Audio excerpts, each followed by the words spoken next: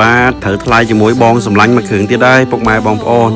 Hilux Revo Rally នេះ Rally ស៊ីនហ្មងបងប្អូន020ហើយនេះធ្វើឯកសារផ្ទេរសិទ្ធចេញពីបងសម្លាញ់មកហើយបងប្អូននិយាយទៅរាល់ឡានទិញដូររបស់សិដ្ឋាគឺផ្ទេរសិទ្ធពីម្ចាស់ដើមមកផ្ទាល់អញ្ចឹងណាពុកម៉ែបងប្អូនអញ្ចឹងបងប្អូនដែលទិញយកទៅប្រើបន្តនឹងតែសប្បាយចិត្តហើយបងប្អូនណាកក់ក្ដៅគឺឡានមានប្រព័ន្ធល្អអញ្ចឹងណាបងប្អូន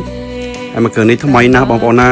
020បងថាអត់ចង់ដាច់ចិត្តលក់ទេសិដ្ឋាអើយនៅស្រឡាញ់ខ្លាំងមែនតើដោយសារតែជិះស្រួលវាអត់ដែលធ្វើទុកអីសោះនិយាយទៅពួកនេះគឺស្រួលជិះបងប្អូនធន់តាន់ហ្មងងាយខូចទេពួក Rally Revo នេះគឺស្រួលជិះមែនតើបងប្អូន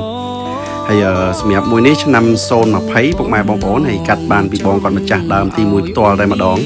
ហើយបងគាត់ថាជិះទៅនៅក្នុងក្រុងទេសិដ្ឋាចិត្តទេអញ្ចឹងឡាននេះប្រើតិចមែនតើ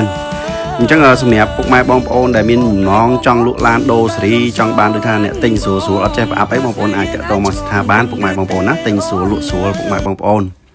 ហើយបងសម្លាញ់គាត់ថាជិះយូរឆ្នាំមកជិះថាអើយ pick up នេះគឺ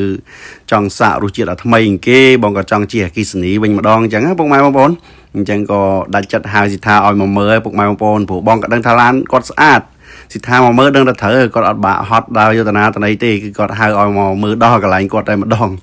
ហ្នឹងហើយអរគុណច្រើនពុកម៉ែបងប្អូនឥឡូវត្រូវថ្លៃគ្នាហើយបងប្អូនណាសុំពេលសម្អាតតិចសិន